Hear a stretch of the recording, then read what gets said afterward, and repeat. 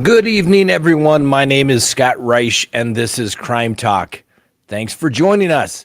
This is our Tuesday night live show, and I think we're going to have a good one. You know why? Because it's going to involve you. Now, obviously, there's a lot of stuff going on. You know, we always have stuff hanging out there. Let's say, for example, we got the Lori Vallow case, Chad Daybell case in Idaho. Then we have the quadruple murder in Moscow, Idaho. In both places, and I love the people of the great state of Idaho, but when it comes to the legal system and taking care of crime here, you're really starting to wonder if anything ever gets done there. Now, I'm not saying anything bad about the people of Idaho. I just don't know why everybody seems to be so relaxed. Is it just me? Is it just me that it doesn't seem like to be a sense of urgency in any way to really get anything done? Look at the Lori Vallow, Chad Daybell case. What are we on? Year number 3 that this thing has been going on? 3 years. Now, I get it. It's been complicated by competency issues and competent attorneys and delays. But it really makes you kind of wonder, like, are you serious? It was not that complicated of a case before it started. It still is not that complicated of a case. I really just don't see why it's taking so long. I get it. It's the death penalty case. They put the death penalty on the table. But the reality of it is it's not that complicated of a case. Okay? Lori Vallow, she's mom, JJ and Ty Lee. It was her duty to protect those kids. And then she acts like when they disappear that she has no idea where they go. Come on. Simple case. Pretty straightforward. Then we have Moscow, Idaho. I pronounce it Moscow. It's spelled like Moscow. That's how I was always Moscow. Some people say, no, it's Moscow. I guess no W. The W is silent. I don't know. It looks like Moscow, C-O-W, Moscow. So you pronounce it your way. I'm going to pronounce it my way. And if you think it's wrong, I'm sure somebody will let me know in the comments. And, we can go from there. Obviously, I think the quadruple homicide there in Moscow, Idaho is really the topic that a lot of people want to discuss because, there's so much going on. We have the father of Miss Goncalves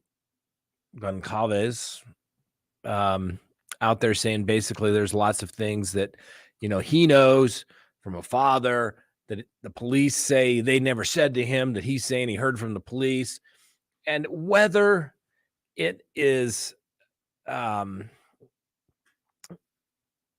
interpreting something, reading between the lines, that's what he perceives. And what he perceives is he's got I think he said a 20-year-old detective working on the homicide of his daughter and her 3 friends with little to no experience. Can you be a homicide detective with little to no experience? Sure. Most people don't know that. You can be hired immediately. You're a detective. Maybe they send you to a course. Maybe you had a couple years on the street as a patrol officer. You're a detective. Bam. I think I've seen him in maybe his 4 years, maybe a couple years. That's even kind of in a bigger city. So it just depends. And they rotate around, smaller communities. But can you imagine you being the new guy and all of a sudden, you got a quadruple homicide that you're basically responsible for? Talk about being thrown into the fire, so to speak, and make sure you have to get it right. Don't worry. The whole nation, the world is watching. No pressure. And that's what I'm saying. That's what the dad perceives, right? Perception is reality oftentimes when it comes to these types of situations. So what can they do? I don't know. I think if I were giving advice, which I'm not, to the Moscow, Idaho Police Department, I'd say you guys need one person to be the communication. All right, we've had the police, we've had the DA. Why are they going on? Why are they talking, etc.? I had somebody send me an email today saying, why is the district attorney even involved in this case thus far? Charges haven't been filed. Not uncommon when there's a big incident for a district attorney in bigger jurisdictions. They usually have a duty district attorney, and it's their responsibility basically if there's a homicide, for them to go to the scene just like the police, and they're responsible kind of making sure everything is going to take place that needs to take place. They're not running the investigation, but they also know what they're looking for or what they think the police need to look for. And they're also there as it relates to giving advice as to legal issues of obtaining search warrants and things of that nature. I mean, it's significant. It's something that, that they have to do. So the DA is involved, and obviously the DA is going to make any charging decisions. So they need to be satisfied that they have enough evidence if they ever come up with a suspect, and let alone come up with a suspect that they believe that they have enough information, they have enough evidence to charge somebody. Another great CrimeTalk fan follower sent me another question that, or comment that, this person isn't the suspect, this should be the person. And I'm not going to mention names because I don't have any proof to back it up. I mean, I appreciate the tip, so to speak, but you can't go around accusing people of quadruple murder unless you've got the facts to back it up. Having a picture with, a K-bar or something similar is not basically enough to make that particular leap. I'm sure if I went back, I know I still have a K-bar, in my old Marine Corps duffel bag full of stuff that, that you save because you think, oh, one day you never know, I may need this as good memories. My kids will want to hear about all this stuff. Yeah, they never do.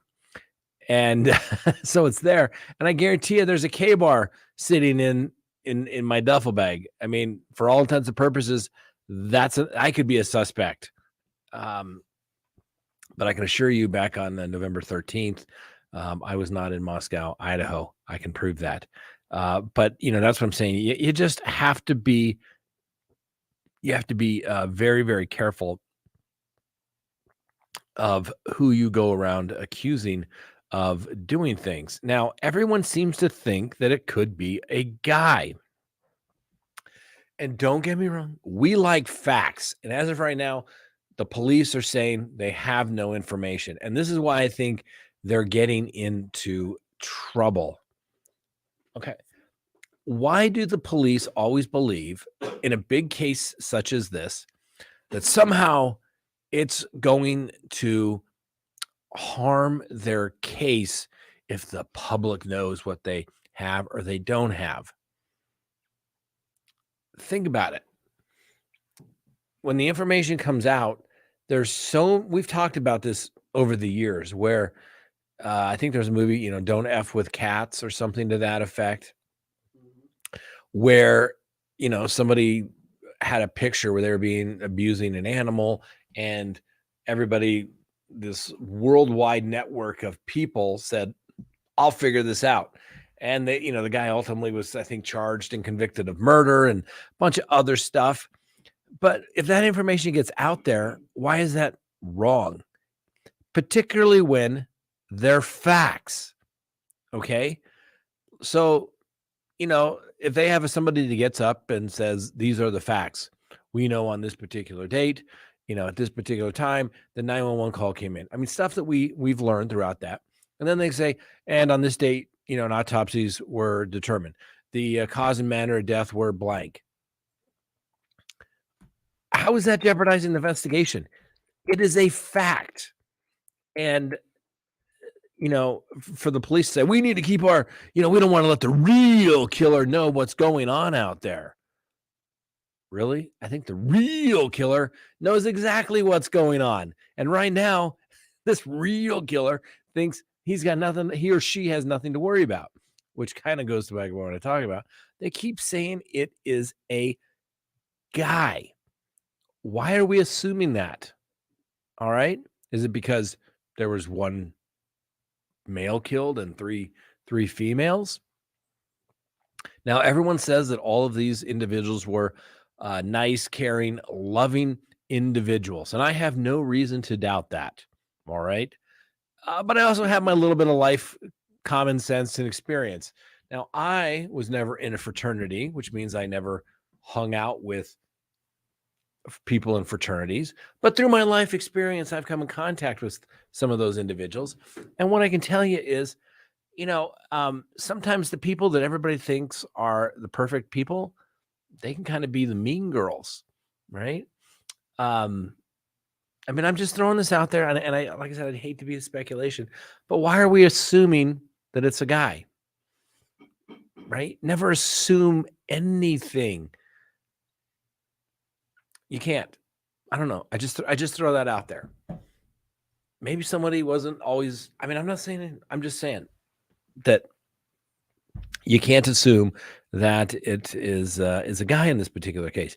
Everyone is a suspect until they're no longer a suspect. That's the way it should be. So I understand the feeling for the family that they believe certain individuals, although they haven't really identified them, have been cleared somewhat early. Guess what? You can be cleared and you can wind up being a suspect down the road. It depends on where the evidence goes. But this is what goes back to good police work, in the sense that good police officers follow the evidence. They do not come up with a suspect and then try to, put the peg, the round peg in the square hole to get it to fit, because that's their suspect, and they're going to make everything they can to make that suspect be their person. You just have to follow the evidence where it leads, and maybe it doesn't lead anything for now, maybe. And I would hate for this to go into cold case status, but let's face it, we're probably getting pretty darn close to being here, particularly if they've got nothing. Um, so see, this is where we get into. Patty Barnett says Moscow is fine.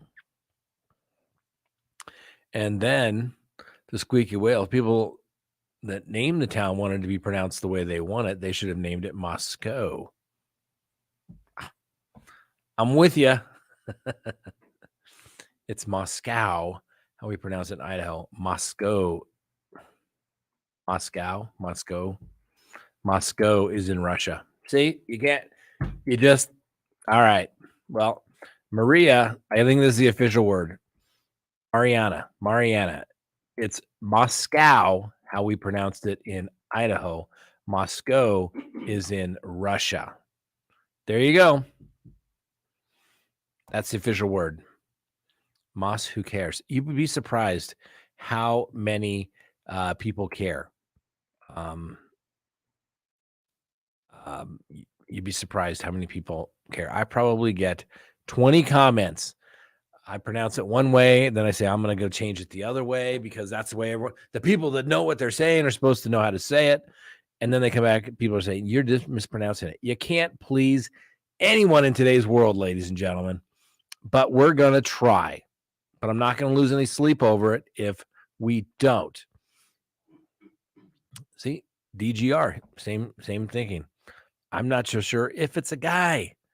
I know. I maybe it's just a hunch, and I don't like, maybe that's, I like using my hunch, my gut feeling when I go to trial, when it's coming down to, do I get rid of juror number, 6 or 12 on my last pick? I kind of go with my gut feeling, but I don't like accusing people of crimes, but it just seems like there's been a lot of focus on females. or on males and not females. But the reality of it is, how can you say it can't be a female? Okay. And I know, no disrespect to ladies out there, but you all can be mean. Okay. You all can be mean. And I remember once where I learned this issue. It was a little domestic violence case. And no big deal. But I remember I was almost held in contempt before the case started.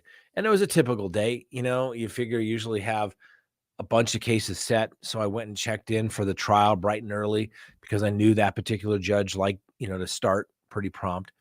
And anyway, I had a case upstairs in front of another judge who was a great judge, but he'd actually hold you in contempt. And we were going to do a quick guilty plea. We were just waiting for the other attorney to get there because there's multiple co-defendants.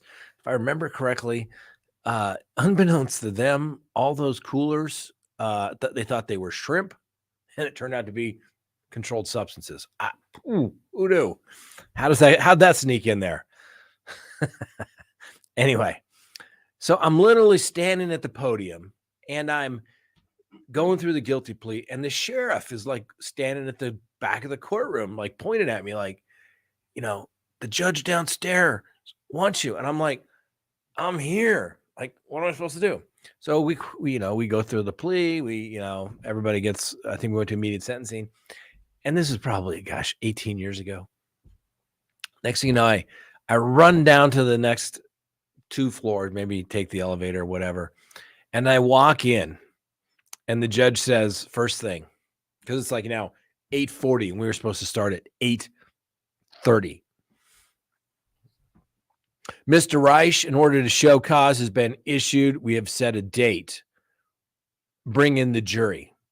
I go, gee, I sure hope we win today, since if we lose, the client's first thing he's going to say is, you upset the judge because he issued a show cause. And like I said, it was a little domestic case. And let's just say the wife went to bed and said, hey, why don't you come to bed, honey? And, the guy stayed down later. And let's say maybe she looked over the banister at some point and she saw him watching some inappropriate things on television. And she came down and confronted him, and they had a fight. Not a big deal. But ultimately, the police are called, and guess what? Somebody's going to jail. Okay. And I swear, not making this up, absolutely true. They bring in the potential jurors. And there are, I don't know, I think they brought, it was a county court case. So we got 6 jurors. I think they brought in like 25. And I swear, of those 25 potential jurors, maybe 3 men in the entire jury panel. And my client member looked at me. He goes, what do you think that means? Like, I have no idea, but did you bring a toothbrush? Like, this is starting off to be one hell of a bad day. And so, we go through, go up and do my, as normal, extraordinary voir dire, and literally end up with an all-female jury. And I'm thinking, oh, this is going to be terrible. My client, doesn't go to bed when the wife says, come on up, come on up. Now would be a good time to come on up. And he's like, no. She comes down, like I said, looks over and sees him watching some inappropriate, what she believed to be inappropriate things on the TV. And I thought, oh, they're going to hate my client.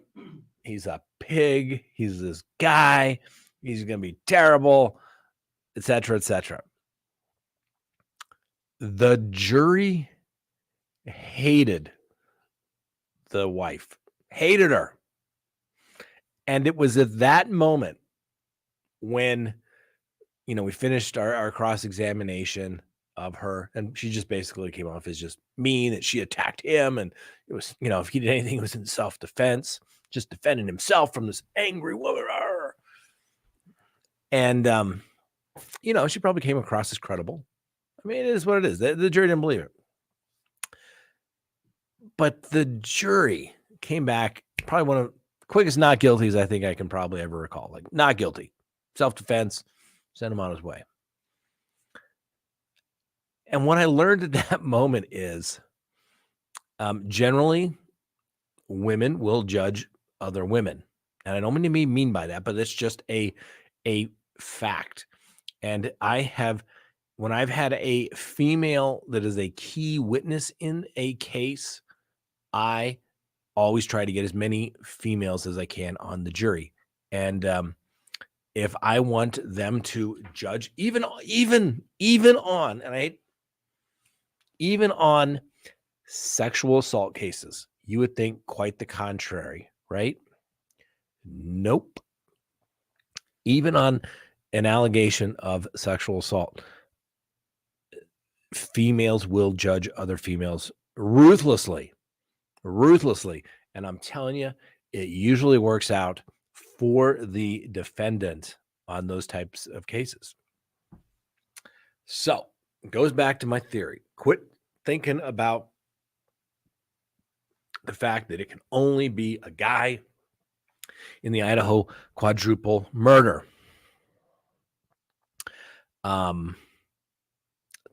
Think female too. Just wouldn't that be a hoot? Kelly B, being a good police officer means that you don't reveal all of your evidence. It's like playing poker. Can't reveal your hand all at once, in my opinion, Kelly. I would respectfully disagree, Kelly. Guess what? The defendant's going to get it all anyway. He's going to get it all anyway. The prosecution can't hold anything back. Let me give you another example why it works out. Oftentimes, you get a call from a potential client, and they say, "Hey, you know what? You wouldn't believe it, but I got a card left in my door today, and it has the FBI's phone number on it." Okay. Of course, the reasonable client will usually pick up their phone and call their law enforcement friends and family. And what do they say? Get a lawyer. And so, have a situation very similar to that. They get a call from a detective saying, "Hey, we'd like to talk to your client." And I said, "Well, listen, officer, I appreciate taking the time. I know you're just doing your job. You don't know my client. He's a great guy. Frankly, we're all a little surprised by all of these allegations. I mean, there's nothing that would indicate he could do anything like this. And he's such a great guy. Did I mention he's a great guy? Yeah." And the cop says, "Yeah, okay." I said, "Listen, normally, as well as I do, we're not going to make any statement until we've had an opportunity to review all of the evidence." And in this particular case, it was a financial theft crime. And this one detective, only time I've ever had it take place. I said, "Detective, if you let me review all the discovery beforehand, then maybe my client will make a statement." One detective, he said, "Sure, you're going to get it anyway. You're going to get it anyway." And I was like, "Are you serious?" He goes, "Yeah, it's not that complex. If I file charges," he says, which I'm going to do, you're going to get to see it anyway. So if your guy wants to review it and make a statement, good to go. We're just, cut out a little process." So of course, being the diligent defense attorney that I was, I obviously said, we want to take a look at it. And we then obviously determined that, maybe the allegations had some validity to them. But they actually did a diversion type situation. But it was beautiful because the client didn't get charged. But that was the only time, and the only one time, where the officer, I said, "Give me all your evidence." And what the cops, you're going to get it anyway. Right? Which goes back to, I've mentioned this many, many times on the show, when I was a young prosecutor in the Marine Corps, and the defense asks for something, and you're like, "Well, we don't have to give that. It's not within our responsibility. We're not going to do it." And I remember my boss, Colonel Khan, says, "You know what?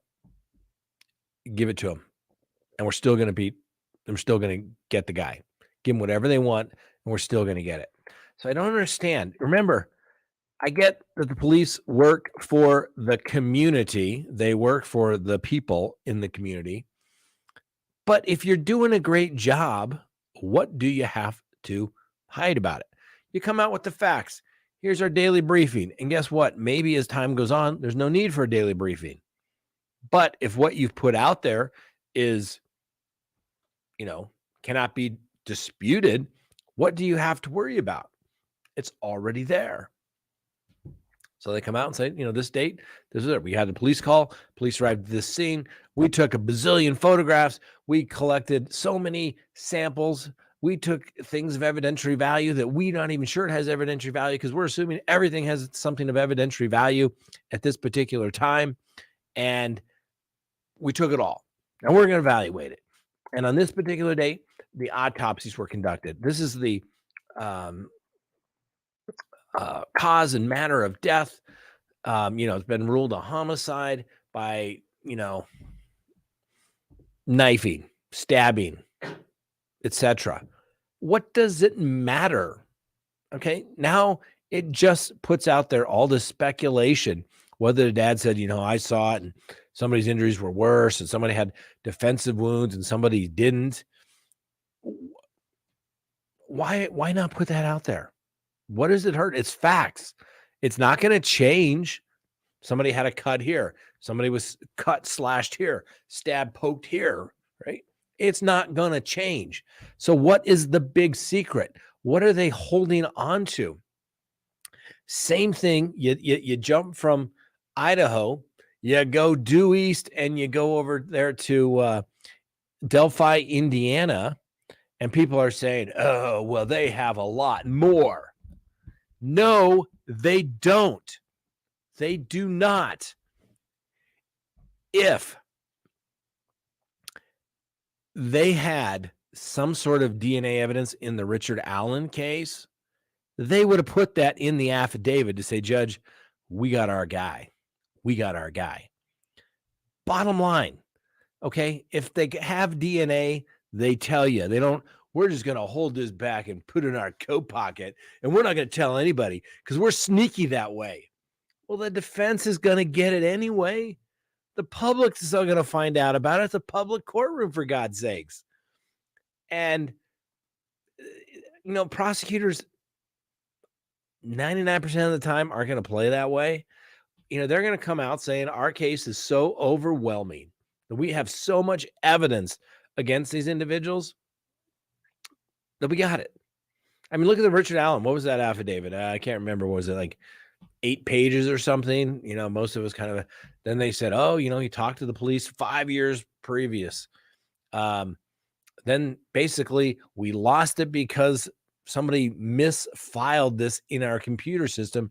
And frankly, the lead detectives didn't know it even existed until a few months ago. And then they started looking at it and said, oh my goodness. Oh my goodness. Did we really have the guy living in the same neighborhood who came to talk to us for 5 years? We need to talk with him. We need to go get a warrant for his house. So are they following the evidence? Or at this point, does it look like they've been so embarrassed? It's going to be, I assure you, ladies and gentlemen, the defense in the Richard Allen case is going to go based upon the sloppiness of the investigation. And you may not say, oh, it's not sloppy. They got the right guy. They very well may have the right guy. We'll give Richard Allen the presumption of innocence like we do everyone on this show that we talk about, unless and until they are found guilty by a jury of their peers or plead guilty. They're entitled to that presumption, even in the court of public opinion. But I guarantee you, the defense is going to make big deal, huge deal about the fact that you had this guy's information for 5 years. People were starting to question. There's the issue of, was it political with the, sheriff up for re-election had to do something, charge somebody. I mean, the defense put out their little press release and all but said that. And they're like, all right, well, we go to the house and, we have this gun. Gee, and we have a bullet. And you know what those people are going to say? You know what somebody is going to say on cross-examination, Mr. Gun Expert Man. You cannot sit here today under oath and tell me when that cycled unspent round was found in Delphi. No, I can't say I can, is what they're going to say. And then they're going to say, you can't say if it was out in the elements for 30 minutes, a day, 3 weeks, 6 months before you found it. No, I cannot.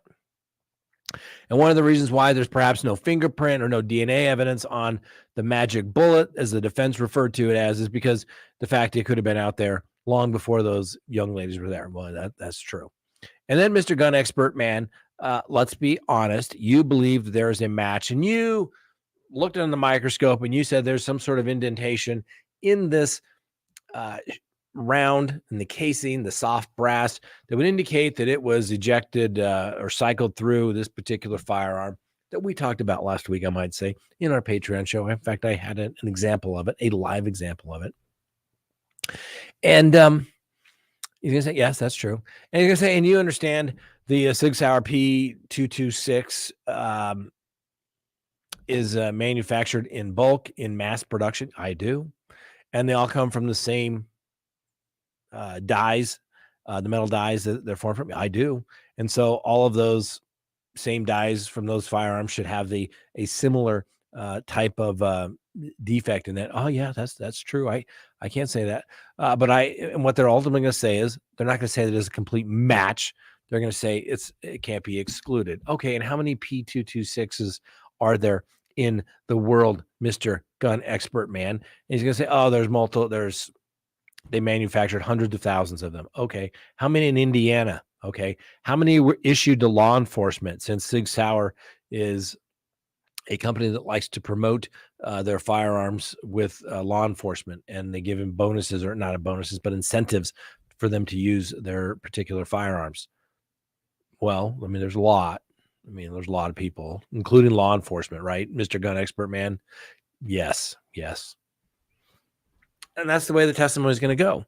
And then the defense will put up somebody and say, you can't say, this gun is the one that cycled that round through, just like one in 200,000 of the same firearm that were mass produced on this during run with that particular die system. So things aren't always what they appear to be, ladies and gentlemen. And sometimes the police, I don't know. I get it. Hey, I'm a defense attorney, but I want the good guy. Years and years and years and years ago, I used to teach when I was just getting my practice started, because when I was in the Marine Corps, I had a wife, 2 kids. I had these law school loans coming due, and the loans were the largest bill I ever had. So I was like, there was a captain, a female captain. Her husband taught at the local little community college where we were, and he said, "Hey, they need somebody to teach a law class. You're interested?" I'm like, "Oh, sure, sign me up." It was just a couple times a week there. And I completely forgot where I was going with that. But I don't know, maybe it'll come to me in here in just a second. But you just, I don't know why I completely blanked that out. Sorry about that. Okay, we live here. It's pronounced Moscow. All right, Jessica Miller. There it is, the official Moscow, Idaho. The W is silent and is pronounced with an E, not a W. Wa. Moscow. Wa. Moscow, official. We have it there from a resident. Well, Jessica Miller, resident of Moscow, Idaho. What is the feeling like there in the city, and what is your feeling regarding law enforcement at this point? And I'm going to scroll down through all of these comments here and try to see if Jessica Miller, who lives in Moscow, Idaho, will say whether she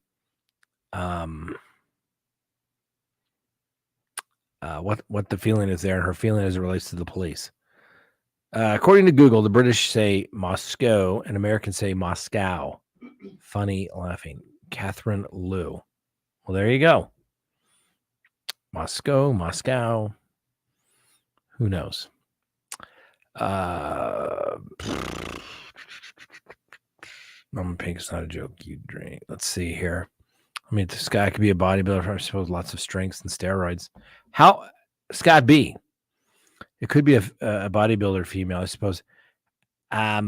If your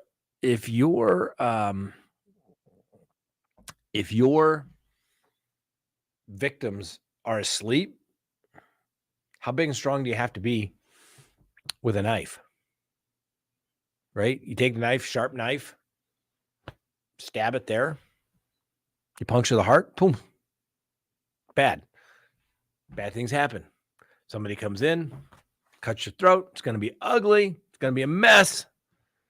How much strength and energy did you actually need? Not like they're resisting. They're already, and even if they did, they're probably already injured because they were asleep when they were initially attacked. If they were even able to do that. Just saying, Scott B. Just saying.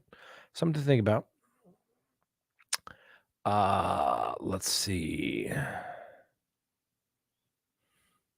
Yeah, it's not good when your defense attorney brings not guilty. Yeah, but you know what? We won. It was a good day. I still think, trying to lower those expectations, so to speak.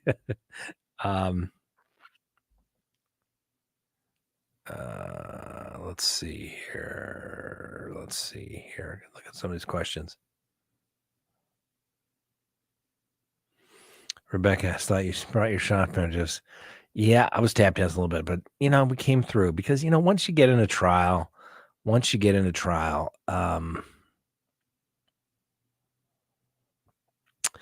a trial is a trial.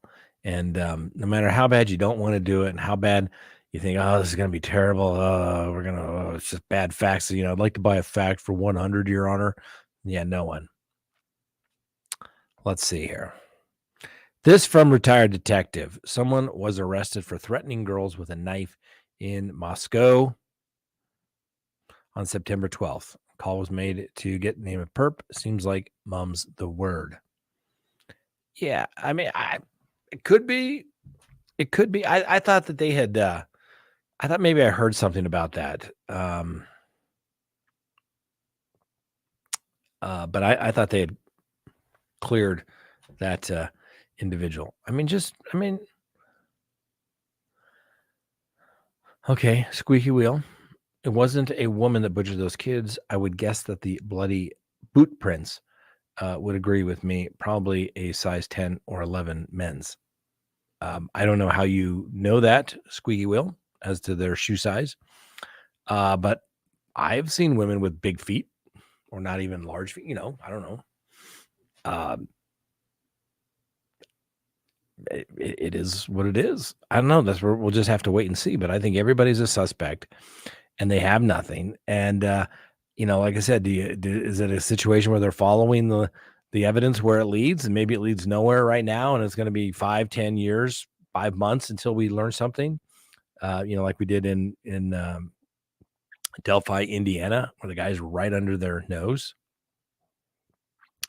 It really, really, really, really makes you wonder what is going on. And why can't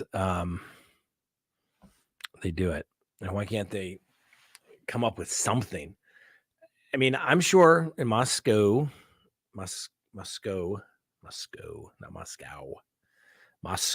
Idaho, people have Ring doorbells or other surveillance systems. I'm sure.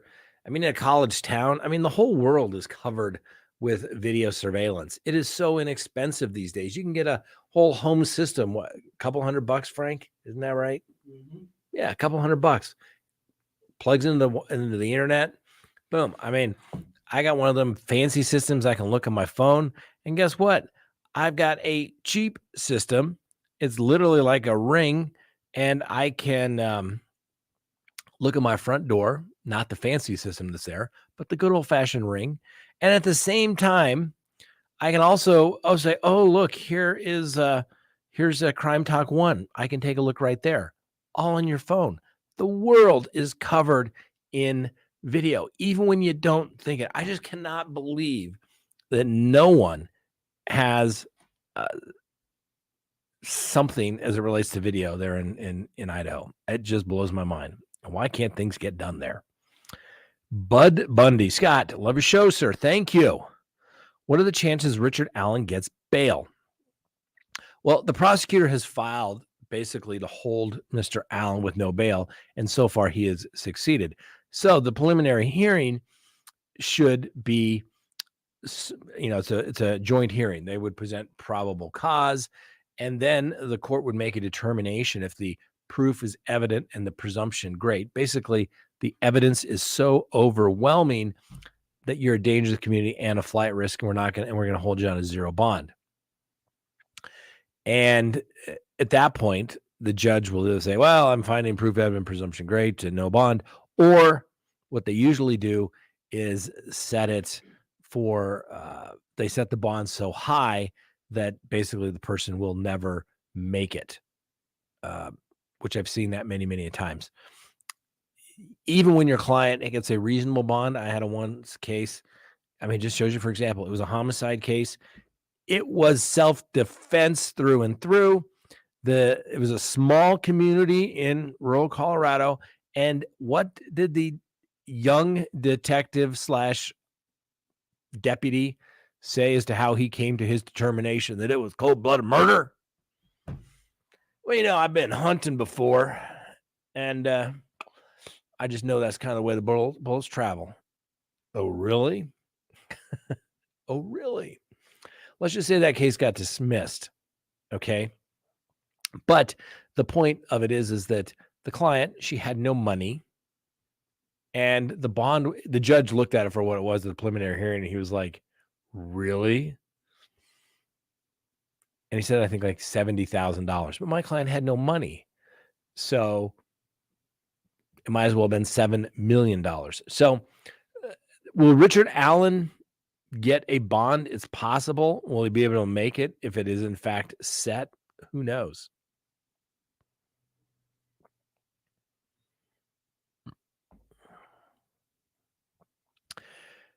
Tab. There's no defendant yet. On Dateline, law enforcement occasionally trips up the perpetrator, and the perpetrators gives information that had not been released to the public. This is before there's a defendant. Yeah, I get it. It's going to be physical evidence, ladies and gentlemen. We go back here to the trustee book case. We've read this before, and you got to understand this is a little bit dated, but this was it's a story by attorneys who walked a man accused of robbing a bank here in Colorado years ago. Great attorney, guy by the name of Walter Grash. I mean, the man is a legend, as well as his law partner at the time, Scott Robinson. Walked the guy, double homicide, maybe it was quadruple homicide, I think, and it was great. But he used the FBI manual at the time to basically show that there was nothing tying their client to the case.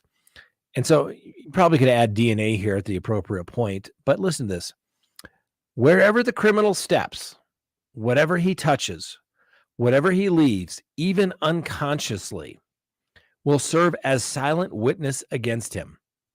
Not only his fingerprints or his footprints, but his hair, the fibers from his clothes, the glass he breaks, the marks he leaves, the paint he scratches, the blood he deposits or collects, all of those and much more bear mute witness against him. Good little quote there, right? This is evidence that does not forget. It is not confused by the excitement of the moment. It is not absent because human witnesses are. It cannot perjure itself. It cannot be prejudiced, be influenced by suggestion, by falsely reinforced identity. It cannot be wholly absent. Only human failure to find it, study it, and understand it can diminish its value. I think that That's from the FBI manual. It's dated. I'm sure they've updated that, probably thrown in some DNA evidence there along the way. But it holds true today. This case is going to come down to physical evidence. They've got nothing. And if the killer in this particular case is as cold-blooded as they may appear to be, given the fact that, well, they would be accused of killing 4 people, and if it was a single perpetrator, their only mission they have to do throughout life now is to keep their mouth shut. But that's difficult to do. Somebody's going to tell someone. Someone involved in this case would tell somebody, and ultimately it would come back to them. And I've said this before, and I will say it again because it is true. It is always the defendant's own words that come back and bite them. Another quick story. Guy charged homicide. Wants to go in and talk to the police, explain how everything went down. Hires me. No. Go to trial. DA could not even place client at crime scene. Did not even have to get into self-defense. Not guilty. Woohoo. But had he gone in and talked, he would have already admitted the elements. Well, yeah, I did it, right? It's an affirmative defense. Self-defense is an affirmative defense. Yeah, I did it. But the dead guy deserved killing because I was in fear of my life, fearing the death and serious bodily injury. That's what it comes down to. That's why it's so important. I'm telling you, if this person, and I'm just saying, if they keep their mouth shut, it's not like I'm going to tell them to do that. But if they did, you have to keep your mouth shut. Think about it. Let's say this guy lives in town. Walked into the attorney's office and, hey, I'd like to, get a consultation with you. Attorney says, oh, okay. What can I do for you? Well, I want to get a consultation. Can we make this official? I want to have an official retainer agreement, consultation, etc. Yep. Pay you, $300 for the half hour, something like that. Sure. Guy says, easiest $300 I ever made, right? So what's on your mind? And let's say the person says, yeah, I'm the one that did it. That quadruple homicide, boom. That attorney can never tell anybody. He would lose his law license if he told somebody, hey, that's your suspect. Can't do it. So, if the perpetrator or perpetrators, and they have no idea who that person or persons may be, if they feel like they need to get it off their chest, so to speak, then they just, go talk to an attorney, get it off their chest.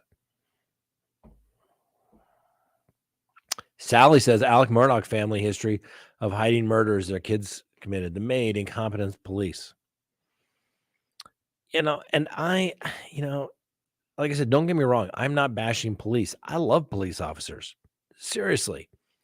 If there were no police officers, there would not be any crime that's being prosecuted, which would certainly not be good, for, my law firm.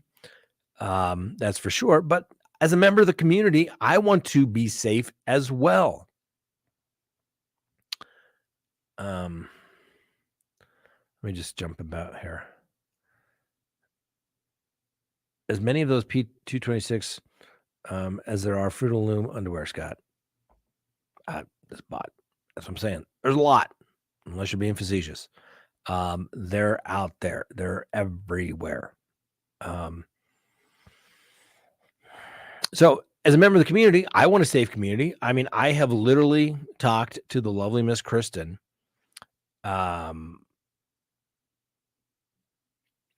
that was it. And hold on, about moving because the crime is becoming so ridiculous in Denver where we live. It is out of control and nobody seems to care about it. I want to live in a nice community where nothing bad happens.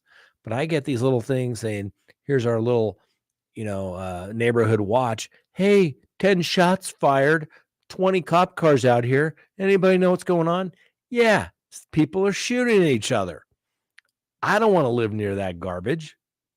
Seriously. So I want the police to do it. Squeak wheel. Scott is in his defense attorney mode, but I've heard and seen enough in the Delphi case to know that Richard Allen was there that day, even during the murders. He admitted to it back in 2017.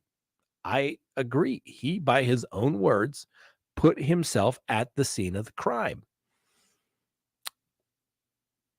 Just because you're there, does that mean you had something to do with it? I don't know. Is it just coincidence? We've talked about this. Are there coincidences or not?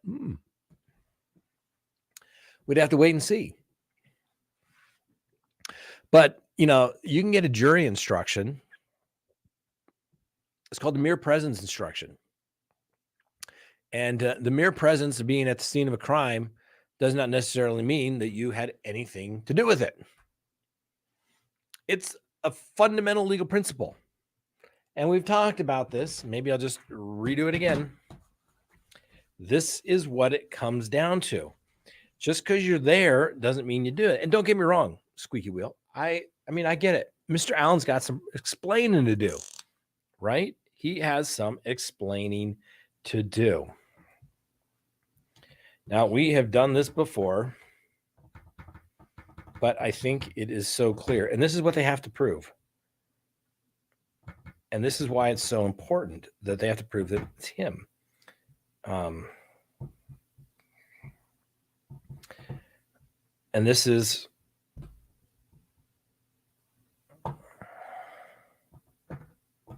excuse my handwriting, and hopefully you'll be able to see this. All right, put this up on my little board here, right? Let's see if I can. Is that high enough? Can't, not really. Hold on 1 second. When you do live streaming, you have to have some cat-like reflexes to make these things happen, okay? So let's talk about this. This is what they have to show. We've done this before, and I know that we've definitely done. I'm going to take this down here so we can see it. Oh, still got to go a little bit higher here. Let's see here. Just a little bit more. Hold on. I knew this police line would come in great someday. Police line tape.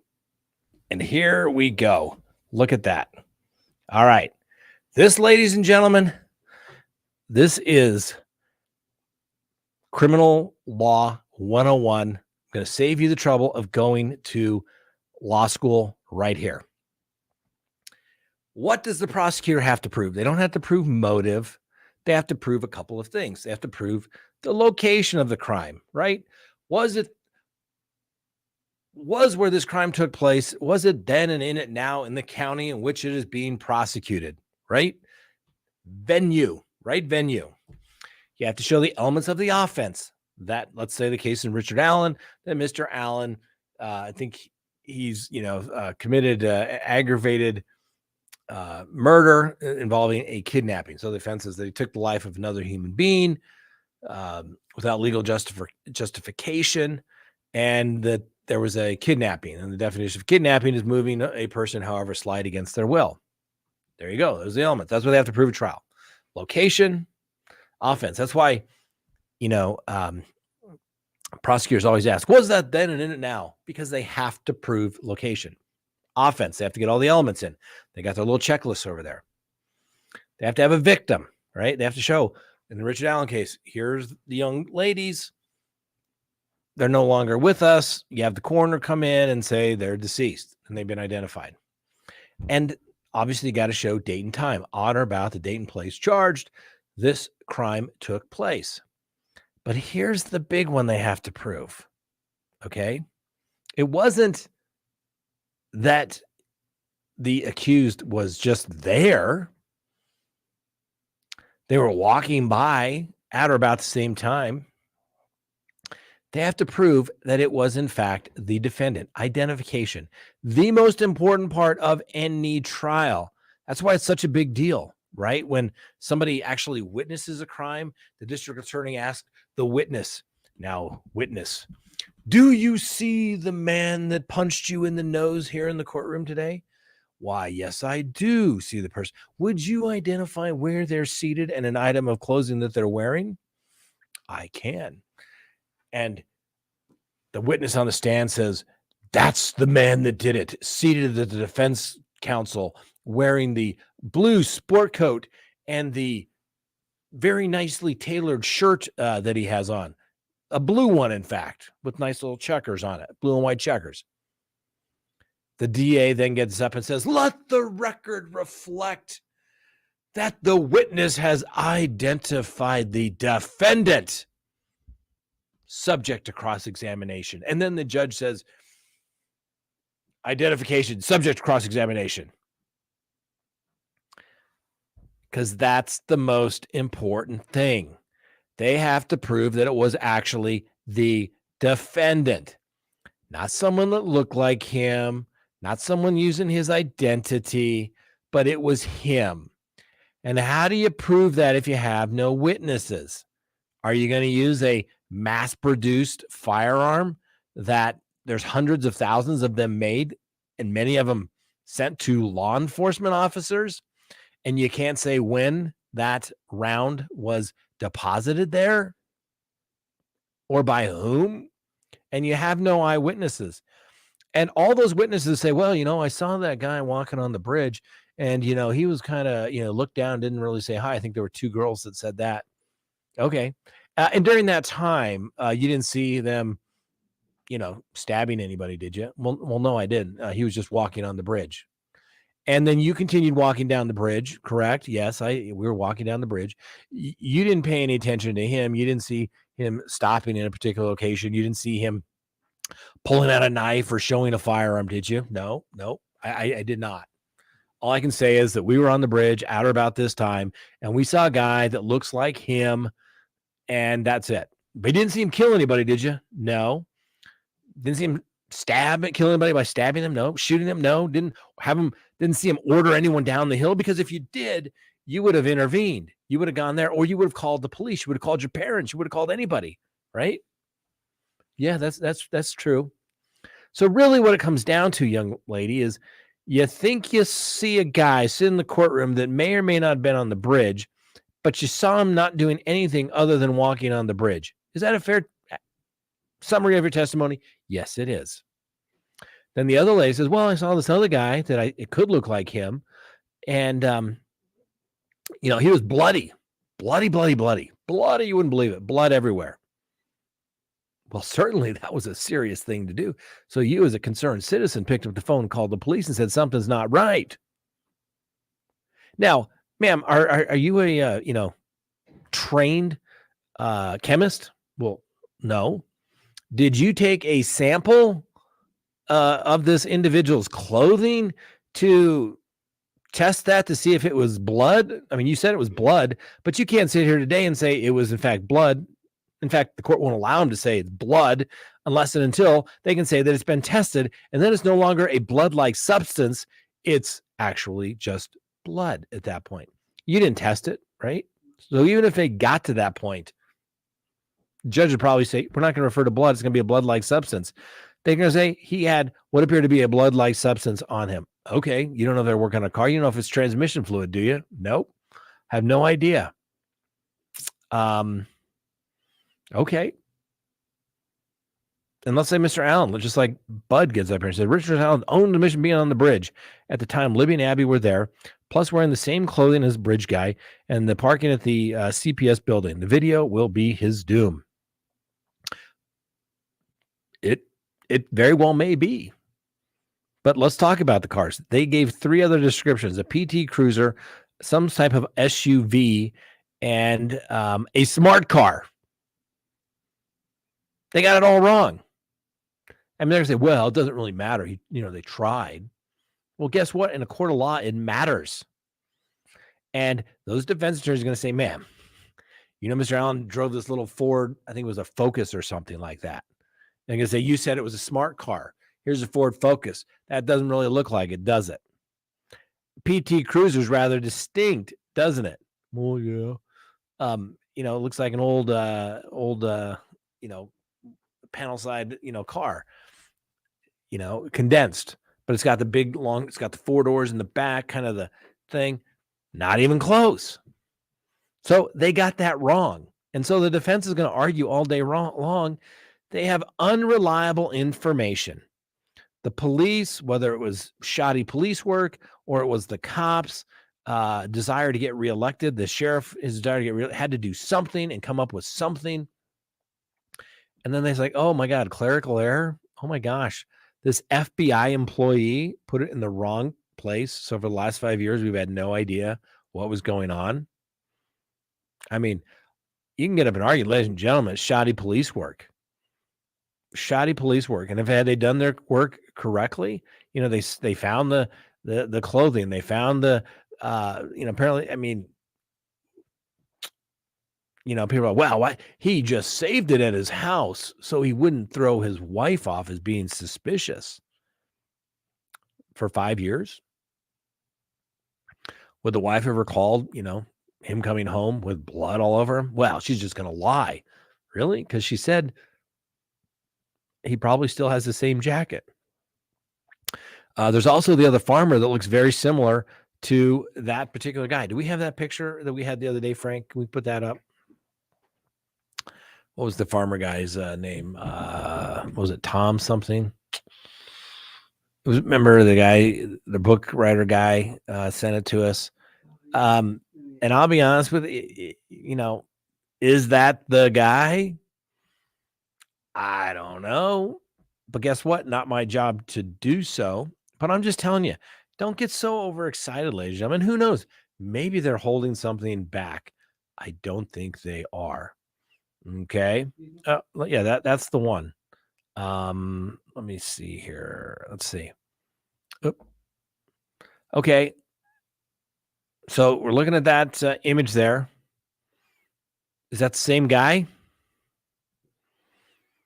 If you're thinking, yep, that's the same guy, similar, guess what?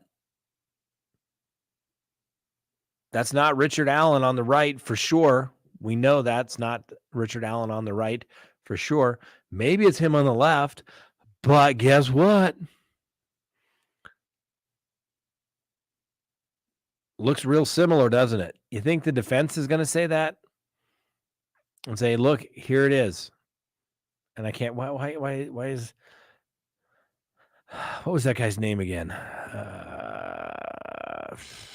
He's now deceased, but he is the one that has the property right next to where the girls were found. I think they're actually maybe found on his property. And he was a suspect. Police searched his house. Came up with nothing of evidentiary value, apparently. But they did a voice analysis of that guy. And guess what? They said in their own police, in their own affidavit, what did they say? Yeah, he couldn't be excluded as a match or similar voice analysis. And I can tell you, I've only had to do voice analysis on cases once. No, I take that back, twice. But it was very similar type. Ron Logan, that's the guy's name. I think was his name. Yeah, Ron Logan. That was the guy that lived next door. So those 3 to 4 guys on the right of that image there, as I'm staring at it, that's Ron Logan for sure. Where people say, that's him. Look, he's even walking on the same bridge. Look at that. And then you can start going through and say, look, he's got his hands in his pocket, almost identical. Or maybe that's just the way the guys, walk. And then look at their jackets with the flap or maybe a shirt or something sticking out. I mean, what are the odds? Maybe everybody goes to the same tailor there in Delphi. I don't know. But you think the defense is going to make hay of that as an alternate suspect? You bet your bottom dollar they're going to make hay of that. And guess what? Normally, when you go alternate suspect defense, You can't just throw it out there and say, it was Joe Smith over there or Ron Logan. You have to actually have something to say he did it. But guess what? The police thought he was a suspect at some point. And then they have to say, well, yeah, we got that wrong, I guess. You see, I know a lot of people that truly watch this channel think, they probably look and they humor me. Oh, Scott, you're just a criminal defense attorney. Yeah, but I got no dog in this fight. If it's Richard Allen or Paul Logan, I don't really care. But let's look at the case objectively. It's the type of situation where if you get your suspect, and how many people that said, oh, Mr. Allen's the guy, he's the guy. How many of them were the same ones that were saying that Keegan Kline had something to do with it? Right? Same thing as saying, oh, Ron Logan, that was the guy. He's the one who had something to do with it. They just can't prove it. And then he passed away. Never be justice. Now it's, Mr. Allen. Give the guy the presumption of innocence. Bottom line is he puts himself there. Is that the truth? I was there, but I didn't do anything. I mean, I know it's hard to believe, but sometimes that happens. Do you think this guy was somehow playing with the police and, playing this little cat and mouse game of catch me if you can? I mean, these are arguments that the defense is going to make. I mean, I've been doing this for a while. His attorneys have been doing it for a while, but it doesn't take long to, tear that up, what the prosecution is going to bring. And then it comes down to identification. Was it him? Not somebody that looked like him, not someone that looks like they'd be wearing the same clothing, but it was actually him. Then let's go back to what physical evidence is there? Some DNA.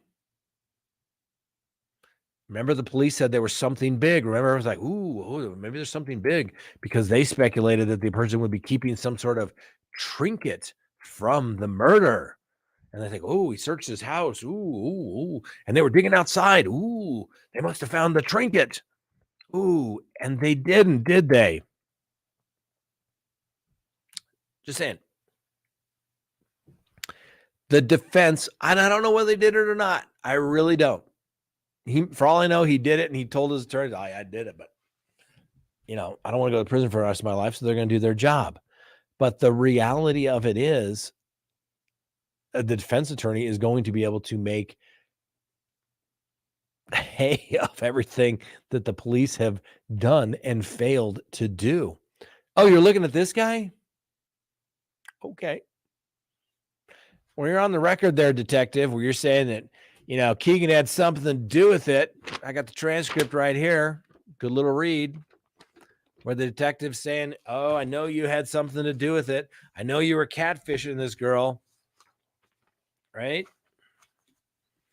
What's going on? Why did you do that? And then you got, this is a black and white photo here. But two different people. Allegedly, Mr. Allen, we know Ron Logan, right? Ron Logan's property. Bridge. Location where the bodies were found. Listen, if I can get this, rather quickly, do you think the defense is going to be able to do it? Like I said, suspect A. We don't know who he is, all right? They said they didn't know who it is. Oh, that's what we can absolutely say is Ron Logan. Huh. Let's put those together. See them walk. Oh, yeah. Ron Logan, they got his voice. Couldn't be excluded. I'm just telling you. I don't know what's going to happen in trial. He could be convicted in 10 minutes for all I know. But I'm telling you, as a defense attorney, he has got something to work with on his case. And it's just going to be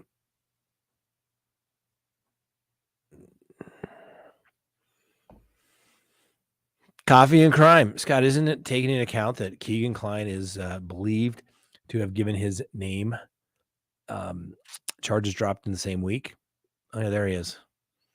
I mean, what 13, 14-year-old girl would not want to be with that guy that he thinks he has to catfish them by putting up somebody else's photo? I mean, what is the world coming to, ladies and gentlemen? Look at that specimen. And you wonder why he's allegedly down in his mother's basement putting images on his computer that, he shouldn't have, and they're against the age.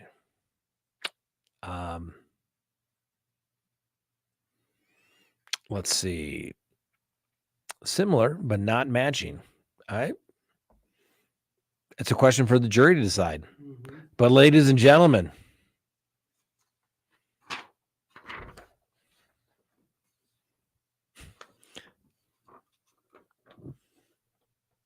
proof beyond a reasonable doubt.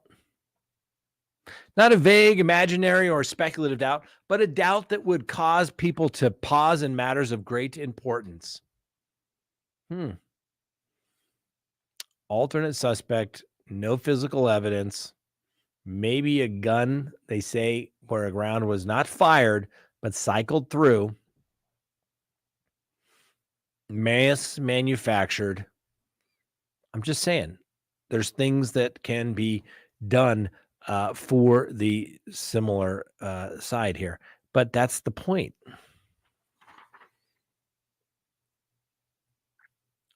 Reasonable doubt, ladies and gentlemen. You think they're going to get up and say reasonable doubt? I mean, yeah, the jury's it's not going to be in Delphi there, or the county. What is it? Collier County or something like that. But, it's reasonable doubt. And yes, Ron Logan is dead. Even better for the defense. Why? Because he can't come and defend himself. It is almost like it's a perfect storm for the defense. I say that sarcastically, okay? Don't get too serious.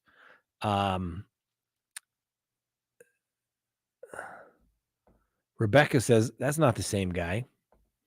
All right. Well, and if you'd made up that mind, guess what, Rebecca? You wouldn't be on the jury there in Indiana. Kat,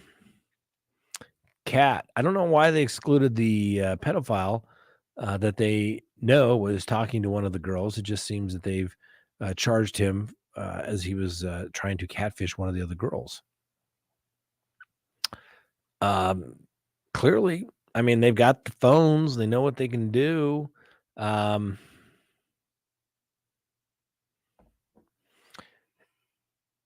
Human animal. Is that so? Why did they not seem to search Logan's for a bullet matching .40 caliber gun? Search warrantless clothes, hair, electronics. Was there zero communication between the agencies? I'm sure they were communicating, but heck, they had a guy that puts himself on the bridge and they don't interview for 5 years. Not throwing stones. I'm just saying, use your common sense. Doesn't exactly instill trust and confidence. No trust and confidence helps raise reasonable doubt. I don't see a beard. I see gray shirt under his chin. Yeah. Well, we're not saying that the guy is, if the photo was taken the same day, but it is two different individuals on the same bridge. Just saying. Something to look at. I'm sure the defense teams will be raising that particular issue. And like I said, I'm not rooting for Mr. Allen. I'm just saying, let's look at it. We've heard what the prosecution has. It's enough to get you arrested. Probable cause is a very, very low standard of proof. Would a reasonable person believe that a crime was committed and that you may have had something to do with it? May, not that you did. Like I said, proof beyond a reasonable doubt, the highest form of proof known in the law. Why is it so high? Well, because we don't want to convict innocent people, which obviously we know that that's taken place over the years. Like I said, reasonable doubt, not a vague, imaginary, speculative doubt, but a doubt that would make people pause in matters of great importance. All right. Guess what? It's time to go do our Patreon show. If you'd like to continue the talk, I will take down the Tower of Knowledge here. Their little sign located on the fence. I knew one day my police tape was going to come in handy, and sure enough, it did. Look at that. Police line, do not cross. All right. I want to thank everybody for watching. If you haven't done so, subscribe, like, tell a friend. If you'd like to join the conversation, hit that little link down below. Become a Patreon. We'll be there in just a couple of minutes. And we will have the telephone call set up, the secret telephone line for our Patreon members. So if they want to call and talk and say, Scott, you are completely wrong. You are the biggest idiot. I have no idea what you would be thinking in any way. How could you conclude that? Now's the time. Call me. All right. Have a wonderful day. Not just a great day. We'll see you next time on Crime Talk.